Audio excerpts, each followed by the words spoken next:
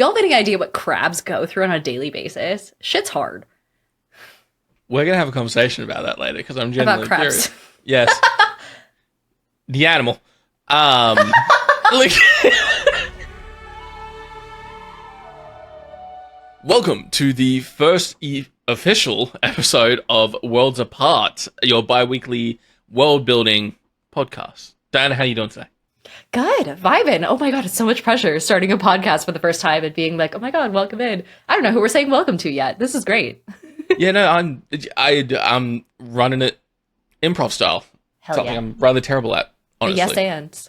Yes, exactly. For those who don't know, my name is Diana Faye, also known as Diana of the Rose. I'm a tabletop gaming content creator, expert world builder. I say that only because I haven't played enough TTRPGs to actually play in the worlds that I build, so I've just been world building for like a decade. Odin, do you want to tell them who you are? Absolutely. My name is Odin, Odin's son on all platforms. I too am a experienced world builder, not an experienced player in said worlds built. But I'm hoping this time around, now that Diana and I have sort of decided to build a world together, we can change that this time. Yeah. So, do we sort of want to run through what the plan is for this? Yeah, for those who have joined us for this journey, Worlds Apart is a very, I don't want to say laissez-faire, more like relaxed sort of podcast. It's very easy listening where Odin and I, experienced world builders, as we mentioned, are going to sit down and build a world completely from scratch. We have legitimately nothing to begin with. We are showing you every step of the way, every little city, every creature, every river, every scrap of dirt. By the way, Odin, we're doing scraps of dirt, just to let you know. We are going to take you guys through every step of the process, and then at the very end, we are going to hopefully play an actual play in this world, which could be any sort of setting, right, Odie?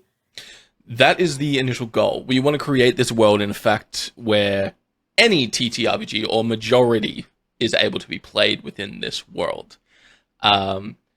We did a brief test run of this podcast, and we gave each other 30 minutes to create a village. We could have gone for hours. It's incredible how easily things would bounce off each other and how easily we were distracted by new things that were coming up. We are not beating the ADHD allegations. No, not at all. So with that, in advance, I want to apologize for the copious amounts of time Diana and I are going to get distracted by the smallest but coolest idea we could think of in that moment. This is going to be very messy. Like Diana said, this is going to be very relaxed. This is not something we want to be perfect. This is just two buds being dudes, building a world. We're just vibing, and we turned on the camera for it so we can bring you guys along. And hopefully at the very end, you guys can see all of the products of what we've created, including all the little world seeds, all the little lead-ins to potential conflicts that we could lead a party through, all of that. And so really you're getting a peek behind the screen here. And the best part is, like Diana said, when we eventually start this game, if there's something that interests you, mid-campaign, mid-game, whatever you want to call it, you can literally jump to one of the episodes and maybe get ahead of the players, see if they can figure out what you know, all that kind of fun stuff. The plan is to hopefully make things a bit more manageable for you and us, is to break this podcast into ages or arcs, if you will. That's the hope. Whether or not it comes to fruition, different story. I believe in us. I do too. It's gonna be relaxed. I mean, yeah, the first episode that we did, right? We went on for 30 minutes. We didn't realize that we had hit the 30-minute mark. And by the time that we ended, we had built a city, a resource, a theme that the city was built off of, the entire governing structure of that city, at least like 4 different story arcs that could potentially come from a party coming across that city for the first time, the creatures that live within it or underneath it. Oh my God, world building is so easy. Turns out. If you have a question of if we are going to be doing homebrew stuff in this world, the answer is yes. It's in 30 minutes, we built like 5 different homebrew things, including a stone, a race, materials, I guess, as well. Yeah, we did all a of lot. It. Oh. We dived into biology of things. Yeah, full on. My zoology degree has never been used more. But yeah. Yeah. But that is the basic premise of Worlds Apart. We are going to be a bi-weekly, hopefully bi-weekly, world-building podcast. And We're really excited. We get to nerd out. It's going to be fun. Well, with that, do we want to try diving right into it and figuring out where the fuck we're going to start with building this world? All right, let's get into it. So, right. When it comes to world building, obviously the hardest part is where to start. I get this question all the time as a content creator. It's like, do you start macro and then go into micro to macro? I mean, do you have a preferred method? Do you have like somewhere in mind that you want to start? Personally, when it comes to world building, I like starting on a continent and then specifically starting in one location on said continent. Okay. And then building out from there. For example, Matthew Mercer said it greatly. I watched one of his panels once, and he mentioned how when it comes to building a town, you have the town. What's around the town? There's a forest. What's a conflict that could happen within said forest? Yes. Maybe there's an owlbear nest in there, and the town is trying to expand and encroaching on that nest, and which is leading to attacks from the owlbears. It's such little simple things where you can start. I'm more than happy to start focusing on a continent and picking a specific location and ideal for that. Cool. So, in that case, what kind of continent are you thinking? Are you thinking like Antarctica, like nothing lives there? Or are you thinking like Australia, also nothing lives there? I live there. Or no one important lives there. Sorry, welcome to Worlds Apart. It's just Odie and I shitting on each other for... Hey! Editor, please! Editor, have mercy. So, Lav, by the way, welcome in, audience. Please say hi to Lav. Lav is our editor, the lovely Lavender, who is going to be along with us for the journey, in a sense. So if you see her pop in every now and then, or if we address her specifically while we're making targeted comments towards Australians, that's going to be her. But what kind of content are you thinking, biome-wise? Biome-wise, I'm a slut for sort of everything on one. Mainly because I've only ever really built one continent at a time and then put everything into it. So I love having like a snowy area, a desert area, rolling hills, all that kind of stuff. I think we did really well with it last time. Do you want to start in a mountain-esque range and build out from there? Absolutely. I love mountains. I live in Oregon, so I have to. You don't. Sorry, that's a joke for our far superior to the Australian audience, American audience. Are you trying to get us cancelled as we start? What are you doing? No, I'm trying to... Maybe? Welcome to our first and last episode of World of War. Happy to be here. So, mountains. Do we want to build like a large mountain range first? So, what do you think of when you think of mountains in, let's say, a high fantasy setting? What revolves around mountains? Oh, I always noticed that whenever I go into like a mountain range in a fantasy setting, they always call it like the spine or like something related to a spine because of the way that it's like, you know, if you look at someone's vertebrae. Like a vertebrae in a sense? Yeah, essentially. So there's, in my world, my homebrew 5e world, which again, this isn't 5e specific, what we're doing here, but like mine is called like the spine of the world because I'm a basic bitch. I feel like there's got to be something else that we can name it after that's got like those jagged peaks, right? I always love like a highland or a scape of sorts. In one of my old worlds that I built, that I had the ethereal tops, which was like a mountain range that had 3 volcanoes in it, and due to the steam and the sand from the volcanoes, it formed glass, and had like fungi, I think it is. Sulfur, that's the word I'm looking for. It had like sulfur pillars and all that stuff built from the gases and whatnot. And when the sun rays set over it, the rays would reflect off the glass and shoot like a northern lights kind of scape into the sky. So depends on like, are we going for like an aesthetic kind of vibe, or do you want like... Oh.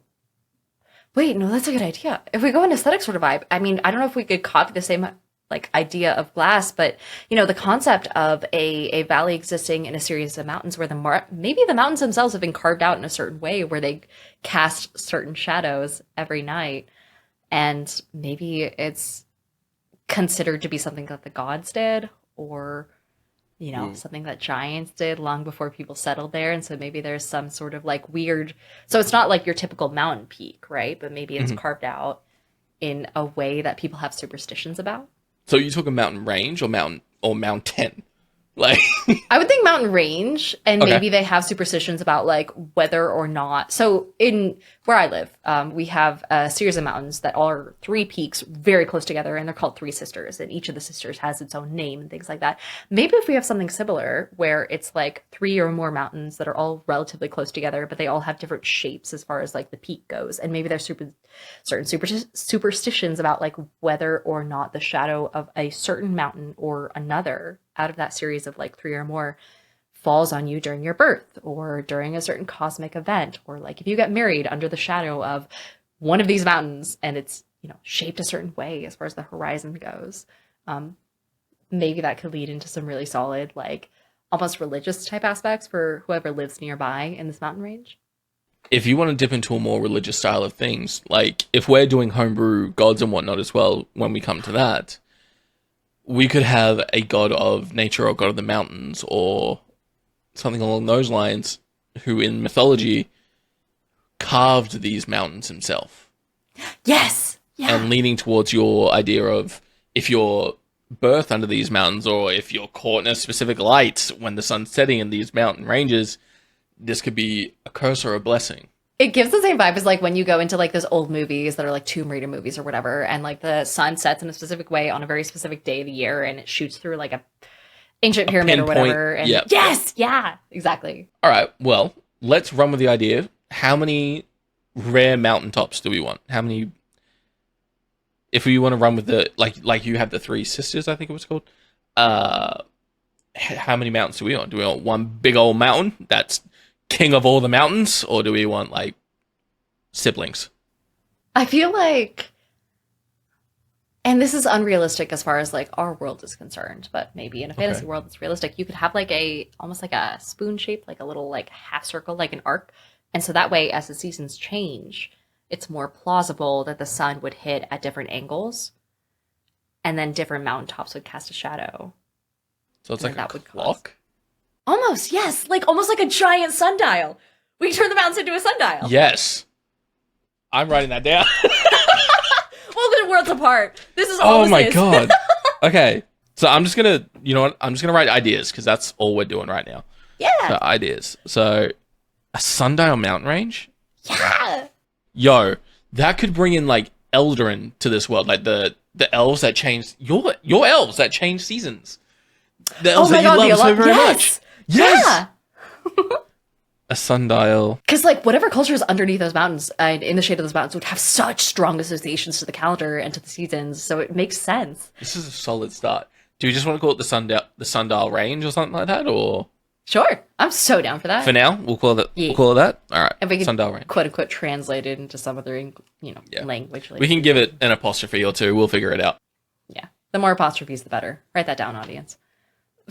Audience. All right. Okay, that's a really cool idea. So a sundial mountain range where, so like, just so I understand what you're saying, so I'm getting this correct. Mm. So throughout the year, we'll use a calendar year so we don't confuse ourselves too much right off the bat. Yeah. So throughout the seasons, as the sun sets at different times of day and depending on cloud cover and all that kind of stuff, does this mountain range tell the seasons apart? Are there certain, like, if we have a peak mountain, are there certain mountains that are located on the rest of the continent that when the mountain sets or rises over that mountain, you know what season it is? Ooh. I think so, because that would form a good basis for a calendar. And even though it might not align with the rest of the world, it's like those people who reside in that area, that's all they know. Mm-hmm. So yeah, that 100% makes sense.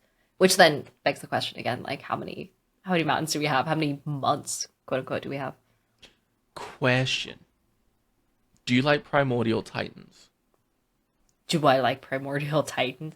Odin, I play Dungeons and fucking Dragons. Okay, I'm checking. Because if we have a sundial mountain range, what if we have 1, 2, 3, 4, 5 mountains? Okay.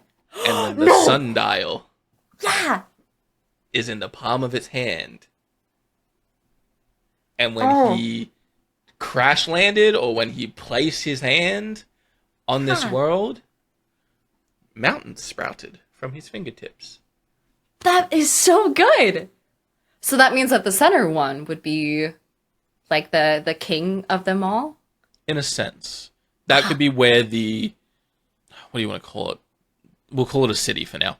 That could be where the city resides with the people who are dedicated to this belief and religion or these traditions, if you will. And the 5 peaks could each be, or the 5 other mountains could be pilgrimages, they could be trials, they could be a bucket list item for people who live in those cities who want to visit each point to feel closer connected to that primordial titan, in a sense. Yeah.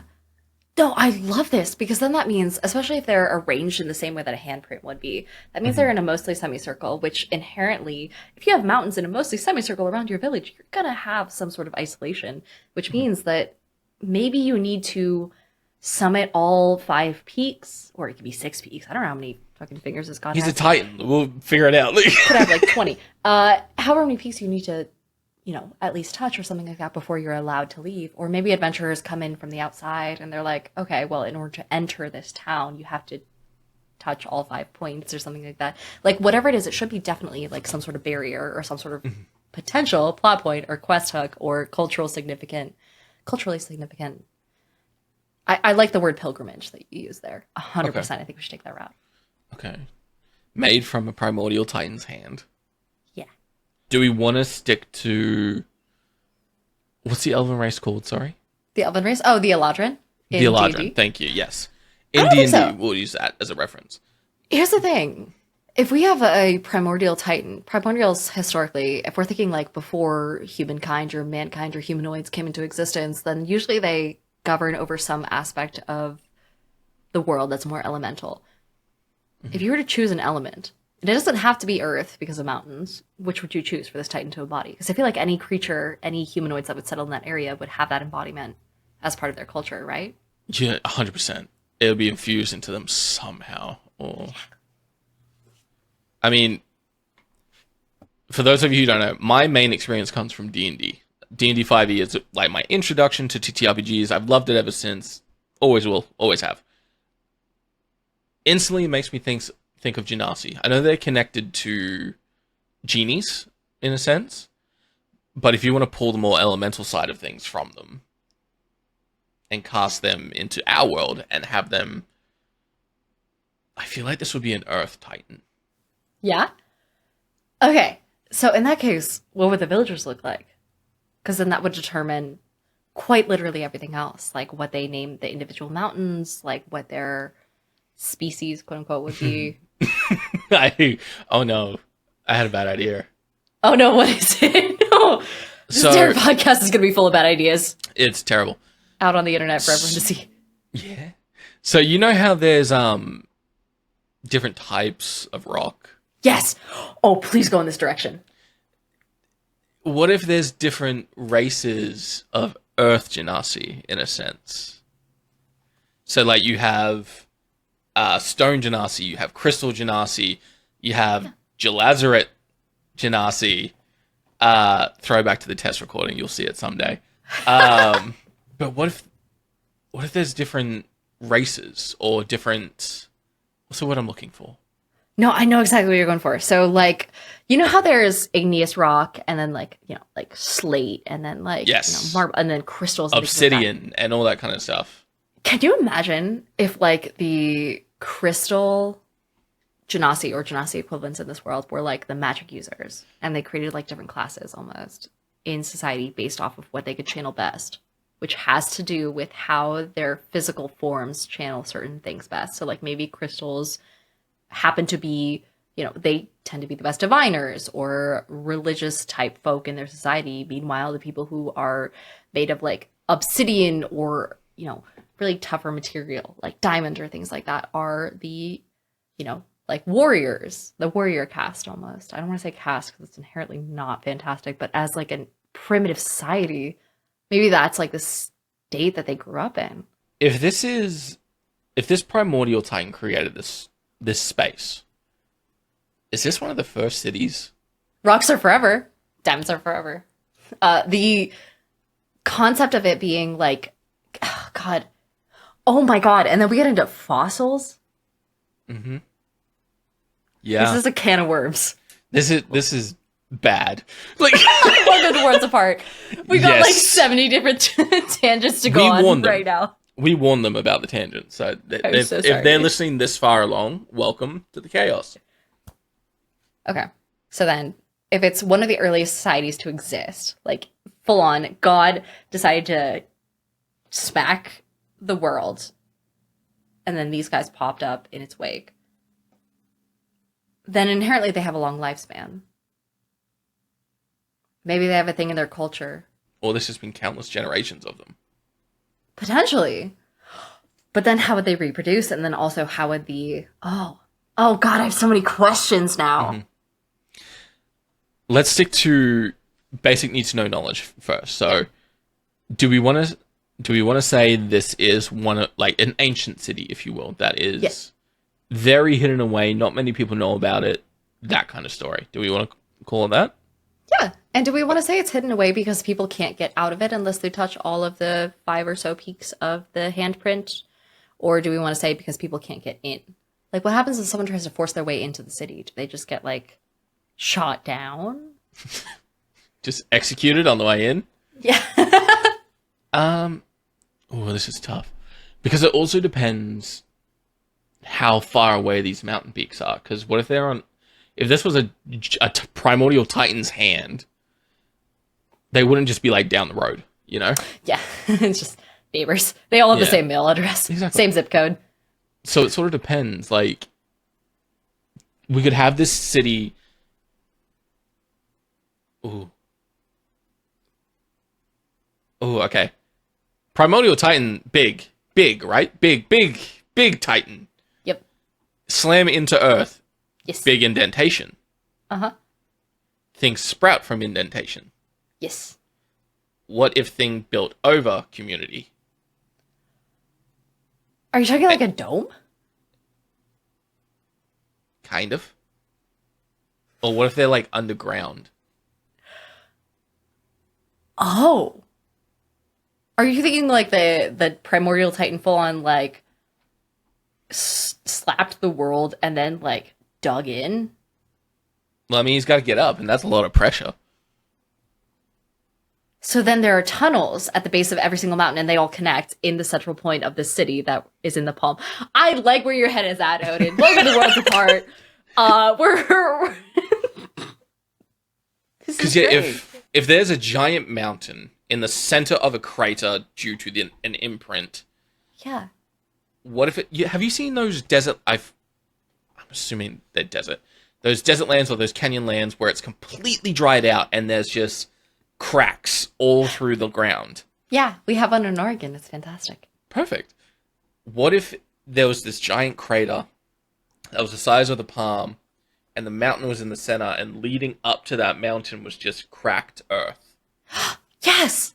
That would make such sense because, like, inherently, anyone who tries to get into it over land or, like, tries to raid it without knowing exactly where the entrances to the underground network is wouldn't know what to do. There's, like, no trees, no life, no... Like, if it rains, it just turns into mud for the first couple of inches of soil, like, because it's just, like, functionally dry, cracked earth with soil and nothing growing in it. That makes such sense because invaders straight up wouldn't know what to do with the landscape. And so it's safe. Just There's due to no the element of nature. surprise that they could get to anyone or anything. Yeah. It's almost like in the same sort of like Dune vibe where people come out of the sand and start fighting people. And not that I've seen or read Dune, but the same sort of vibe where the natives have such an advantage only because it's such a seemingly inhospitable land from the outside that no one really cares to invade it or doesn't know how. If we really wanted to make this city, like, defendable in a sense, or, like, truly connected to this Titan, a race sprouted from it, absolutely. What if Earth Elementals also reside there? In harmony or in In discord? harmony. Oh. Because I've always seen Earth Elementals as just big, bulky tanks. They don't really talk, they just go in and beat the shit out of whatever's there. What if over the generations, the Earth Elementals that reside beneath the mountain are able to talk? and they're seen as gurus or sages or descendants Of the god. of the god. They're revered in a sense. Because you have the god's children, which were the Genasi, who sprouted from the ground and changed into these rocks and crystals and all that kind of stuff. But the earth elementals, the beings that sprung from the earth after this happened and are truly connected to the primordial essence of that titan, they could be revered and not worshipped, just greatly respected. And over time, living with this community, they've developed the ability to speak and talk, even if it's broken common or if it's a deep, like primordial, the language primordial, for example. I feel like that would be really cool. I've never spoken to an earth elemental, only like a what are they called? A golem, which isn't really alive in a sense. But here's the thing. What if someone... Oh, man. Especially if golems and, like, primordials or earth elementals in that sense have the same sort of, like, division of materials that they're made of that the normal Genasi would have in this sort of town, then maybe there's, like, leaders of each sort of... You know, there's one that's primarily made of obsidian, one primarily made of, you know, gemstones, whatever. So there's that. But then any attempt to recreate those guys by using golems, essentially to make like faux elementals, would be seen as like an affront to nature. It'd be seen as like a divine like insult, because it's like, oh, you're trying to recreate like our god's divine creatures. How dare you? And then they're just like torn apart, which means it would have been inherently difficult for any sort of creature that's not organic to enter that town. Interesting. And then you have a thing where, oh man, where then people in society who were trying to like build themselves up to be similar to, so if you have a scale, right, where you know that your god is created out of, or as a primordial god of earth, and at the same time that they laid their hand down and created your species, they created all these earth elementals of varying different, like, you know, visuals, some made out of gemstones, some made out of like, you know, slate, obsidian, whatever, some made out of just straight up dirt. And maybe you know that that's like the closest that any living creature will get to your god. So you inherently, almost as a sign of status, try and mimic that, which means people will use gemstones or cover themselves in like layers of slate that are carved out to look like armor or like scale armor in like, oh my god. It means that there's going to be an inherent class system built into how you look, because the more you look like you're just straight up made out of stone and clay and gemstones, the closer you are to like godliness, which is just creating a religious-based system now that I think about it. But at the same time, I mean, that also sounds like you could be leaning towards like upper class and lower class and middle class as well. Yeah.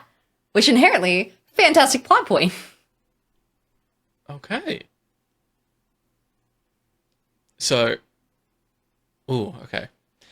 I had another diversion. I will chamber that for later because it's a lot. Okay. Do you want to know? Yes, yeah! Okay. So, if we have a primordial earth titan, does that mean we have a primordial titan for all the other elements? Yeah, we do. And if so, does that mean there's like a fire titan?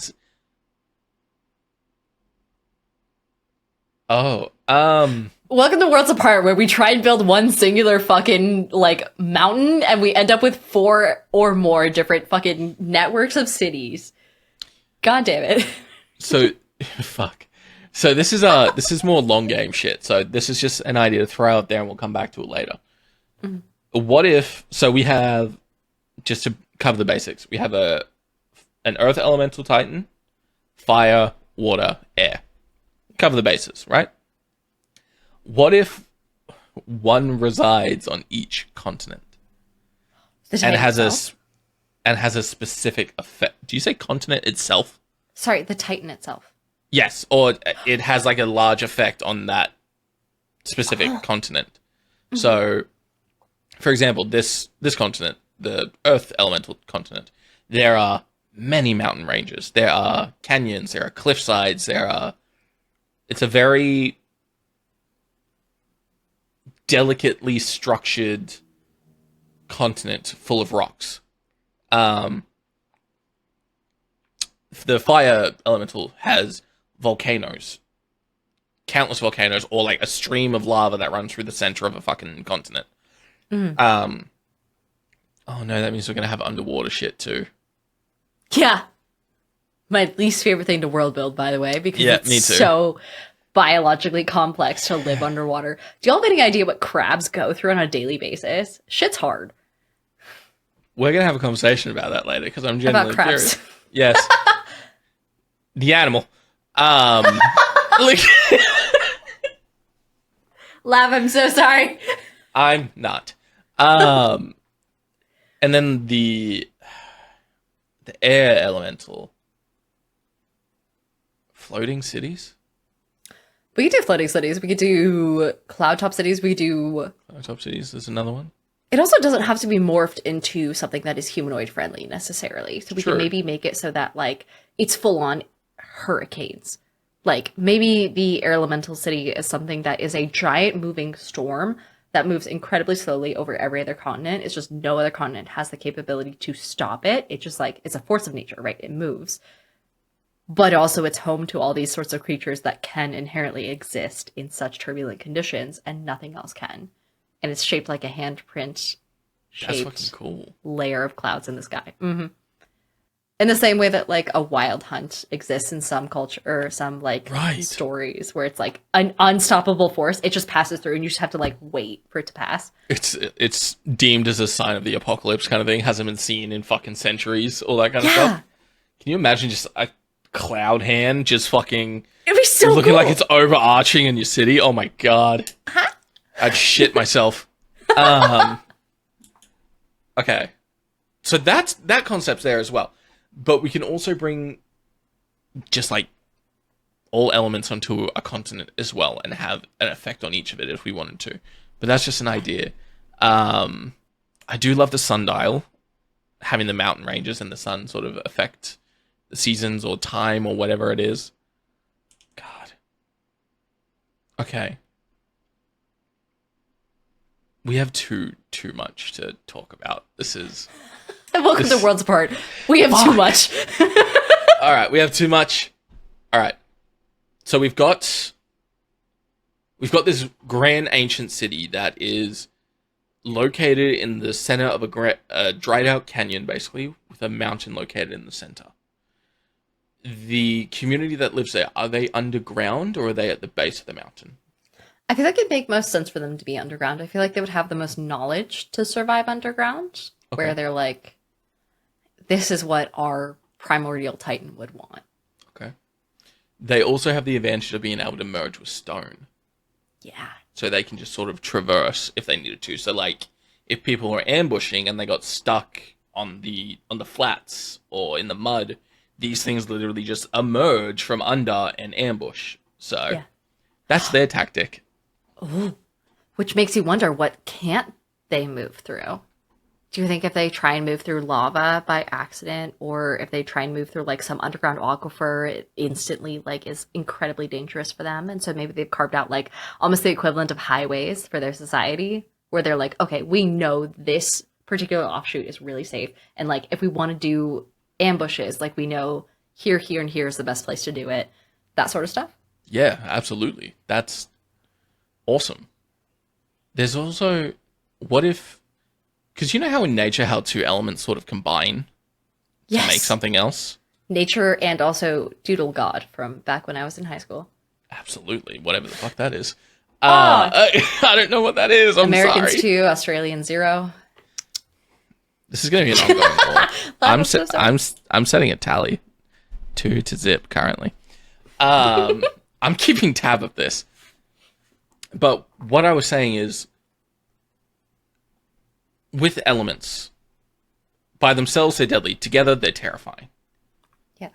What if certain what do you want to call them? Primordians, I guess.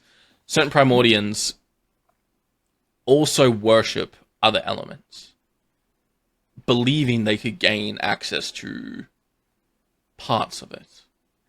Because we have our earth elementals. What if we had our molten rock elementals? Earth and fire combined as one that just like traverse around. So you think they would be like revered and not like shunned? Yeah. Oh. Because if you have access to one primordial titan and then are given gifts of another, you must be the avatar. World's Part is not sponsored by Avatar The Last Airbender. I wish. But that leads to some very good points, because that means that, like, oh man, in that case, if someone lived in these societies and tried to artificially create some sort of elemental that was a mix of the cultures, would it then be seen as an abomination, or would it be seen as something that's revered and like almost the work of God?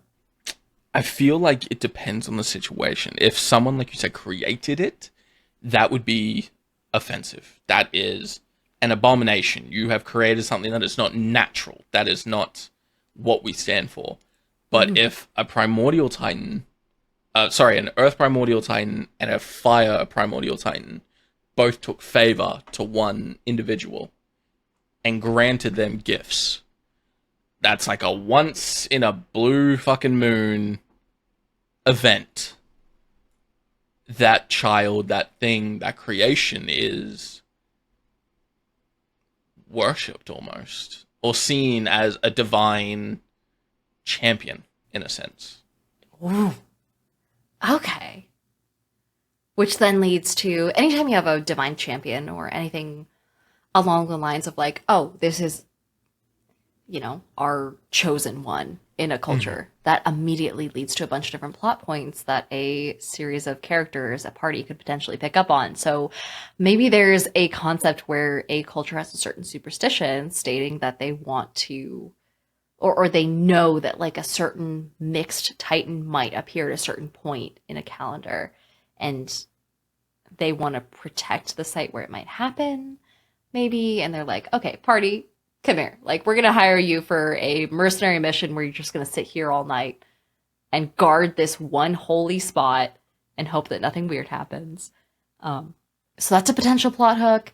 There's also like a potential for like an assassination plot where it's like, okay, we had our chosen one and they were killed, and we can't tell which of the other societies did it. So for example, in your example, if you had like an earth one and a fire one that melded into a magma elemental, that was the chosen one of the flame and earth societies, and like the holy child of the flame primordial and the earth primordial, and it died under mysterious circumstances, immediately that has the potential for not civil war, but like war between the primordial cultures.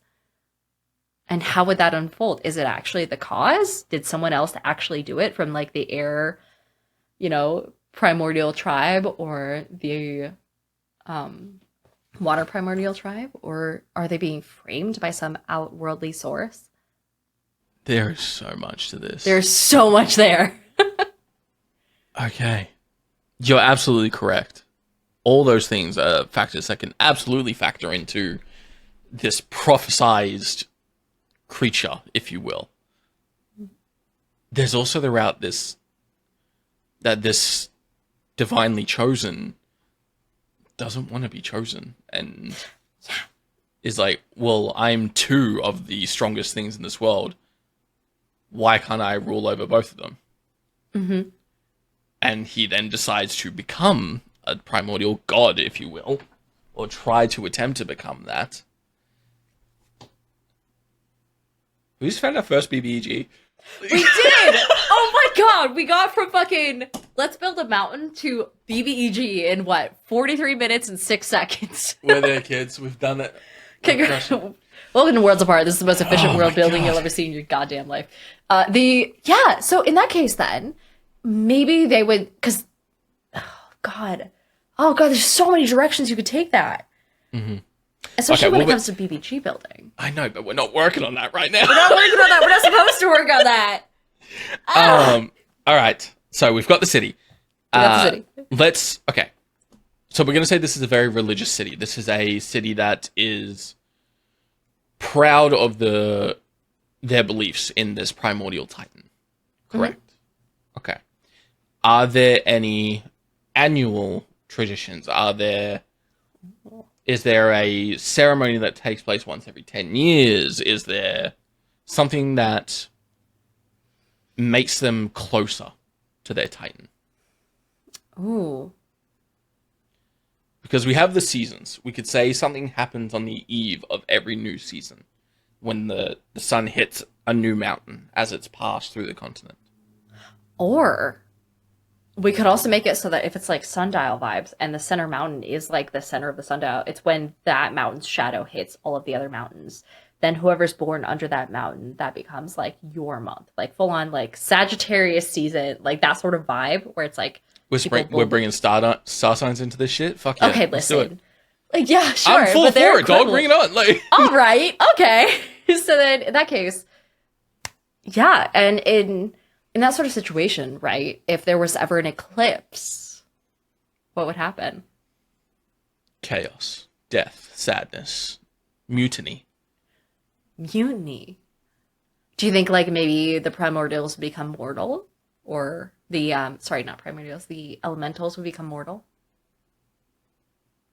Or weakened, which would then open up to a potential of assassination, which would lead into what we talked about earlier.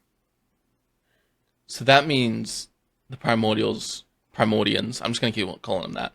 Yeah, that's good. That's a good name. Primordians? Primordians. Do they have a natural enemy then? By default, I'd think each other. I mean, are we thinking like a world where the Primordians and the primordial gods that birth them are like at war with each other, or do we think the elementals love each other? I think they tolerate each other. Okay. Because one element can't live without the other. Mm-hmm. And they're embodiments of the natural order, right? So what's unnatural that would want to target these guys, these like holy children? Are we about to create a new element? We are going to create a new element. Welcome to Worlds Apart. We're creating fucking literally we're creating fucking the void. We're creating the denizens of evil. Completely accident. We started with a mountain. And here we are. Welcome to World Building 101. The thing is, this is World Building 101. This is exactly how it works. You sit and you talk, and it's just you sit, you catch up with a friend one day here and just go, dude, you want to build a world together? Yeah. It starts off with, hey, bro, we should start a podcast, bro. And then we get here. And here we are. Okay. So if these elements tolerate each other, if they live in the natural order and respect it because it has to be there. Yeah. What is the one thing that doesn't want it to be there? Because we could go the classic route and just go devils and demons that want to cause chaos. Or we can create something new. Something different, something that combines all four elements, that thinks that the world should just fall into chaos of the elements. Or, here's the thing. I feel like everyone goes into like the chaos of the elements and entropy as like a basic building blocks of nature type vibe. Like, I feel like the concept of like the void or returning the world to its like building blocks is such a trope in fantasy where maybe there's a grander villain out there. It doesn't have to necessarily be a villain, I guess, or a grander god out there who works against the nature, the primordials of nature because they want to bring them under control. In the same way that civilization wants to bring nature under control, as a metaphor. So almost going the opposite direction on the scale, where it's a god of civilization trying to destroy these primordials because it wants to subjugate them and exploit them. So it's a and food make chain. them more refined. Food chain. Okay. Interesting. That could bring like race into this as well. If you wanted to like bring a bit of the modern world into it and make things intense Yeah. with the consent of all players in the game being comfortable with it, of course. That's important. But that could bring like a very strong storyline of race if done correctly. And would you want this god to be? Do you want it to be a god, or do you want it to be someone who believes they're a god? Oh, I think it depends on how early in the timeline we're going. That's a good question. Because there could have been a challenger of the elements that lost. That's a good idea. And maybe they became martyred in the process By the wrong people. by the wrong people. And then centuries later, over the work of several decades of, shadow organizations kind of popping up here and there, very disorganized, maybe falling to the, infighting or things like that. Maybe for the first time ever, someone's actually managed to get things under control and started to fight back against the primordials. A new religion of sorts has sprouted from the east that is challenging the natural order. Yeah. Okay. Which then, in any TTRPG, there's always going to be some class that is more aligned with the concept of the natural order as a large, overarching, theme, right? You have druids in D&D. You have, people who inherently want to see nature restored and preserved in other TTRPGs, almost every TTRPG, actually. Which means that in a party, they're going to be inherently, almost on the side of the primordials, while people who are more technologically aligned, in D&D, you're artificers. People who are more roguish, who are more militaristic, are going to want to see, they're going to be on the other side of the conflict, which inherently sows this inter-party conflict, and that is so good for tabletop gaming. Ugh. Sorry, I'm going down a lore rabbit hole right now. I'm stuck there right now. Yeah, go for it. Vocalize it. Do it. Because you're absolutely right. There are two sides, if you will, to it, where there's the natural order and those who want to be able to control the natural order so things can be safer and easier to manage. It's very much a Captain America, Tony Stark thing, where it's suit of armor around the world kind of thing. Anyway. Because I've definitely seen those movies. You absolutely have. Absolutely, audience. But if we're going down the route that in the beginning, or closer to it, there was this god that challenged the elements and lost. And was defeated, locked away, killed, whatever you want to call it. But his beliefs and his lessons were passed down through generations, like you say.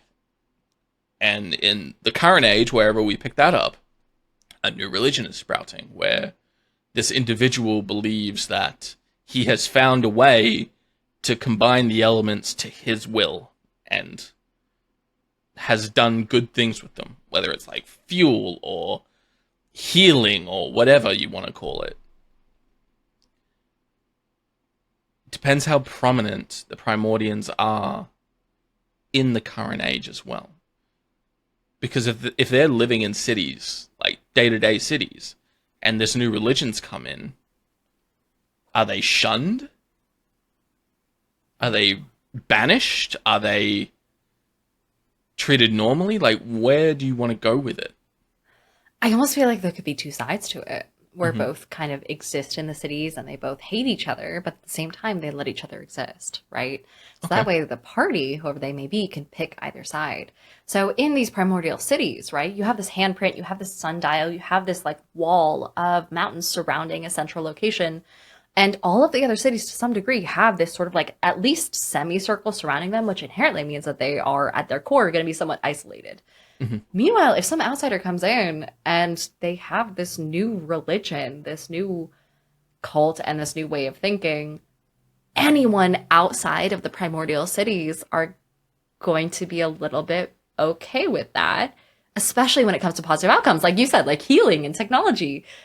And then the minute they try and bring those into the actual primordial cities where they could gain the most power and bring that healing or potentially that warfare that it could spark, if you think about like the negative side of enhanced technology,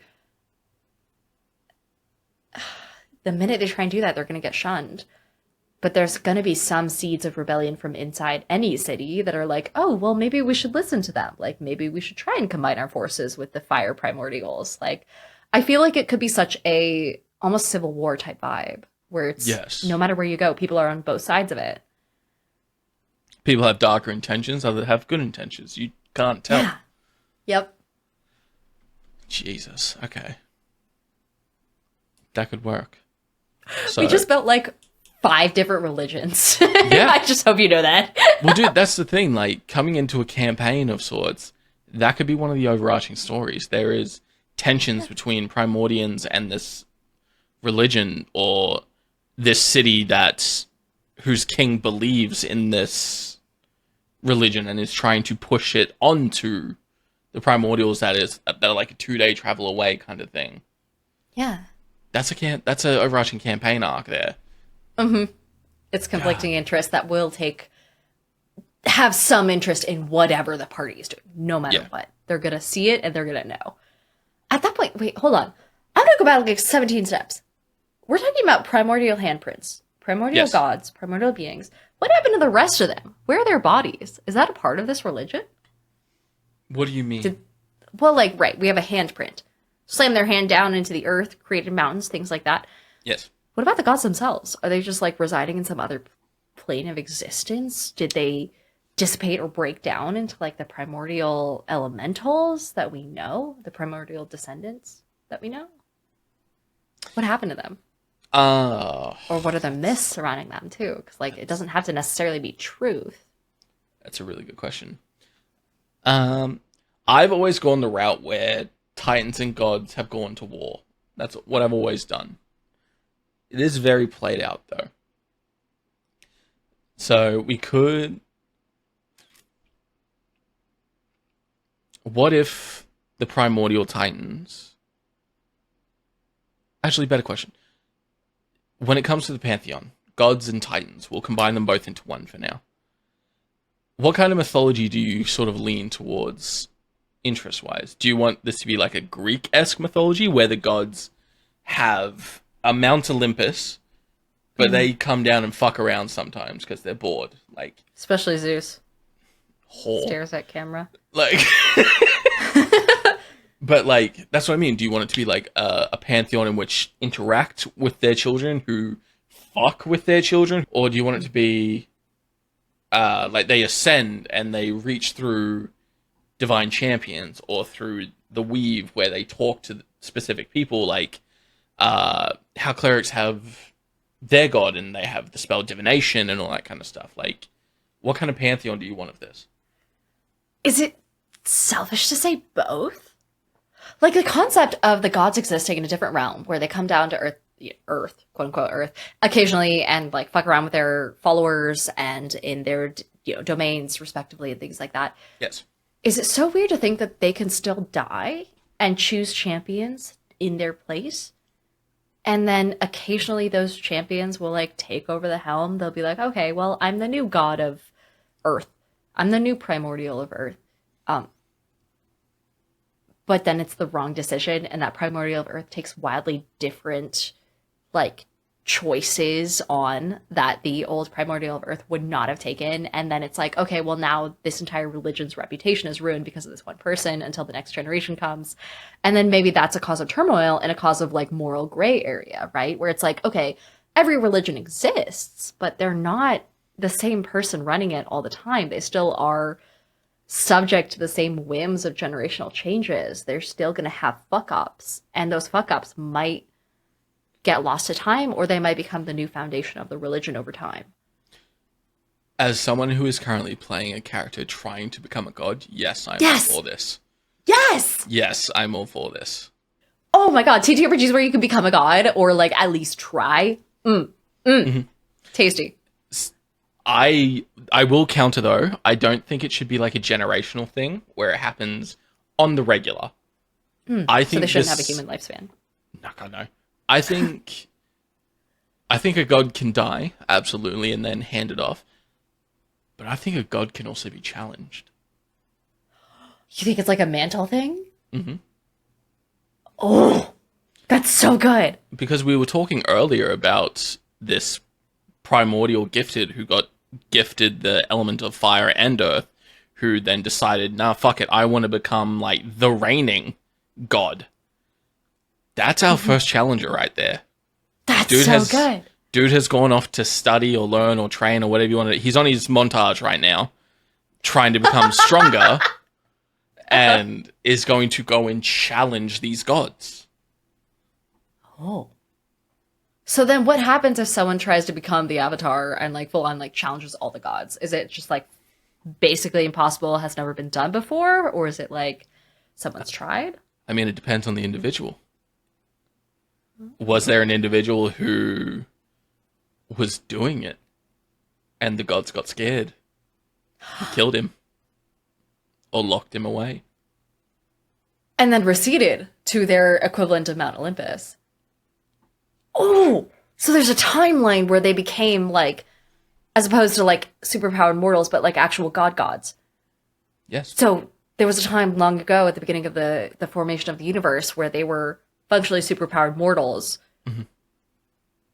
And then someone challenged them, scared them off. They went and became, or told their followers that they were gods. And then went off to their version of Mount Olympus, their other planes of existence. They're like high mountains, they're deep seas. And people could still challenge them in theory, but maybe they try and hide that fact.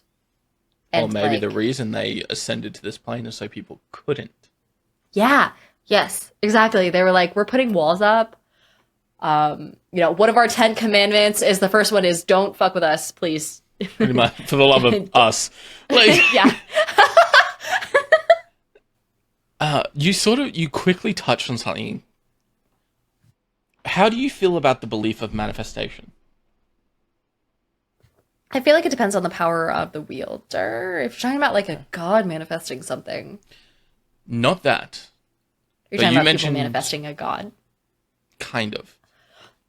Please go into this. You mentioned that these guys originally were these superpowered mortals. They had some abilities that others did not. They could heal someone. Maybe they were the first touched with arcane abilities. I don't know. But people saw what they could do and started believing in them. And then suddenly they started drawing in all this power. And they were getting stronger and they got cocky and they got lazy. And then one individual said he could beat them. Said he could do it. And then people started believing in him. And he started getting stronger. And maybe he killed one of the lesser beings that thought he was all talk. And when he killed that one, people believed in him more. So he became essentially the first god, but then he was smited by this caste of gods who originally just wanted to be worshipped, but now were scared that their place could be taken. Mm. So our gods are cowards, essentially. Yeah, and the people who rise against them are like like martyrs, essentially, functionally, but they're also saints in common culture and forbidden saints, maybe. Yeah. Oh, what does that mean for the handprints then? If the gods themselves are like functionally mortal, does that mean that they like artificially created them, or they maybe banded together and they were like, okay, we need these people to believe we're gods. Let's all at the same time make these giant ass handprints of the world, and then hope that they believe it. Like, you could say that. Is it real? You could say that, or there could be gods and primordial titans. They could be both. Time. Yeah. Yeah. They're still defeatable. Yeah. But they just take a form that makes it seem like they aren't. In a sense, yeah. Oh, I love this version of gods so much. I love a god that can have the shit kicked out of it. It's my favorite thing. Yeah. Yeah. It's a good feeling to punch a god. So yeah. So we could say, and this is all hypothetical right now. We can define this a bit more when we reach when we talk about the pantheon more. Mm-hmm. But for now, we had 5 gods. We'll say, just so we have an example. We had 5 gods who were these superpower mortals before everyone else. They had a few extra abilities. An individual came along and said, fuck you guys, I'm stronger. He killed one of them, so one went down. And then these four locked him away, killed him, did something to him, and then receded into this plane where they are essentially untouchable because they learned in that moment their place could be taken. Mm-hmm. Is that what we're sort of... I think so. At that rate, then, do they still have a lifespan? Like, are they actually immortal, or is it something like where they've just very delicately chosen successors so often that no one's picked up on the fact that they can still die? I mean, we could Tinkerbell it. As long as you believe in them, they keep going. Okay, so, like, in that case, that provides the opportunity for warfare amongst the gods to be not necessarily against each other, right? They're not fighting each other. They're fighting each other's followers. And that leads to you taking on, like, destroying relics of another god in order to weaken belief in that god. You know, burning down temples, things like that, which is my favorite type of, like, you know, fantasy godly warfare, is them not targeting each other directly, but instead taking pot shots at each other's followers. Yeah. Oh, good. We could even have somewhere buried deep, deep, deep within our lore, there are forgotten gods. Yeah. Oh. Hey, are you saying, like, ones that are clinging on to life by the belief of some random people who see them in, like, small moments in time? Or are you talking about, like completely forgotten gods? Oh. That they have a relic somewhere in this world that they're latching onto. Yeah. So they're not completely eviscerated and gone. They have one temple buried deep in a mountain or deep in a jungle that still stands. So their belief is still in this world. But if that temple got destroyed, that cuts the last wire and they're gone. Which could then spawn players who are the last champions or the primary champions of a otherwise forgotten god. Ah, this is so good. So if you walk in and say, my god is David, and they're like, who the fuck is David? There's no such thing as David. So fuck you. He's got a circle of stones out in the middle of some random continent, exactly. And he's clinging on to life. And then that adds to a player's, especially because we plan on bringing people in and helping us create gods alongside them, right? Yeah. If we bring in someone who creates a forgotten god, who then plays the character that worships this forgotten god, there is so much pressure on that player to not die. Because then their religion dies with that player. Mm-hmm. And that becomes part of the world lore. Everything is canon. Everything is canon. I love it so much. Shit. Okay. God, we've done a lot. It's really a good place to end the first episode. The first insanely, like, primordial packed first episode of Worlds Apart. Holy shit, we did so much. That was a very quick hour. It was. I blinked really and I looked at the corner of where we're recording and I was like, we've been going for an hour. Shit. Okay. Okay, well shit. Odin, do you want to tell people where to find you? Absolutely. You can find me at Odin_Sun on pretty much all platforms. Officially Odie on Twitch because the other one was taken. But you can find me basically anywhere if you just look me up. 2 N's in Odin and Sun, don't forget that. Diana, how about you? Where can they find you? I am Diana Faye, also known as Diana the Rose. I'm a TTRPG content creator, streamer, YouTuber, short form, long form, whatever you need. I am a creator in every aspect, especially when it comes to TTRPGs. So if you're ever looking for advice on how to be a better player, world builder, GM, anything like that, you can find me as at Diana the Rose on absolutely everywhere. Plus, we do have some fancy new handles for Worlds Apart itself, as at Worlds Apart TTRPG, and so please come find us. You can find short form clips, long form little snippets, and little bits and pieces from behind the scenes from Odie and I. Yeah, we have a lot of things we're working on with this, and after today, we have a lot of notes to write.